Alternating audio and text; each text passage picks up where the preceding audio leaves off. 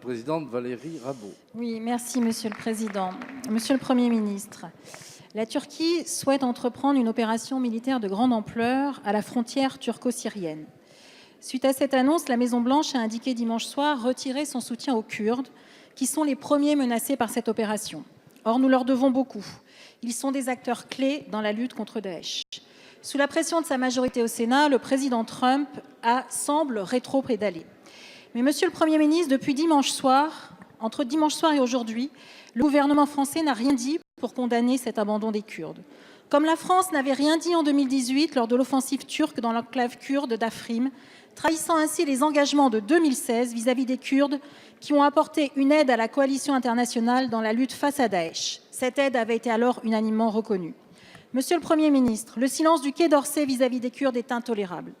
Pire, il va à l'encontre de ce que ça a toujours été la diplomatie de la France à l'international. Une voix forte, une voix respectée, capable de mettre sa diplomatie au service de la protection des populations. Monsieur le Premier ministre, je vous demande une chose. Renouer avec la force de la diplomatie française telle que l'ont faite De Gaulle, Mitterrand, Chirac, François Hollande. Protéger les Kurdes.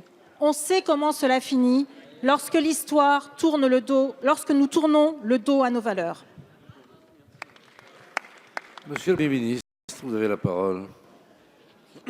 Monsieur le Président, Mesdames et Messieurs les députés, Madame la Présidente Valérie Rabault, les combattants des forces démocratiques syriennes, FDS, dont les Kurdes, ont joué, nous le savons tous, un rôle clé pour permettre la défaite territoriale de Daesh en Syrie. Ils l'ont fait avec le soutien de la coalition internationale et avec le soutien de la France.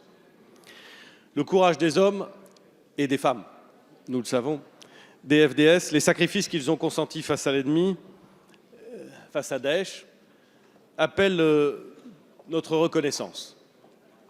Le président de la République a eu l'occasion plusieurs fois de souligner et de formuler cette reconnaissance.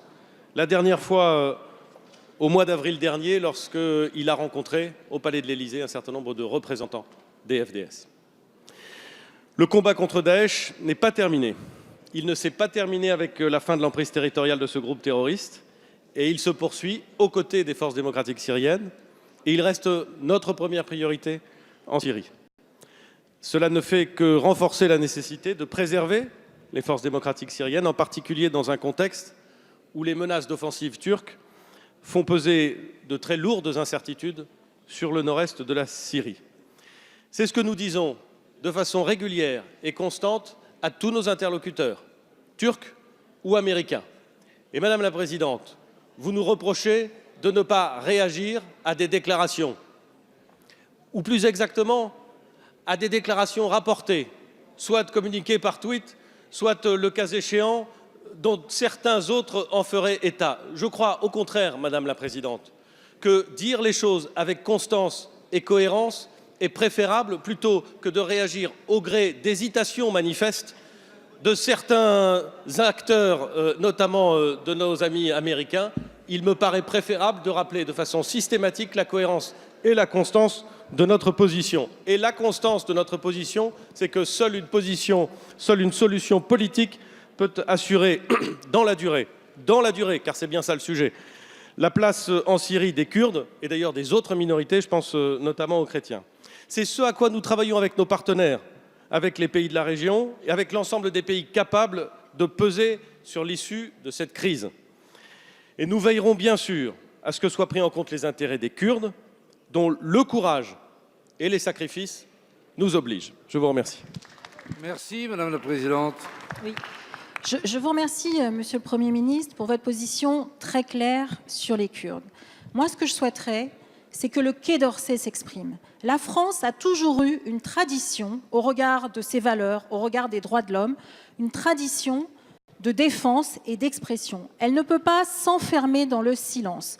Vous regrettez que le président américain s'exprime par des tweets, moi aussi.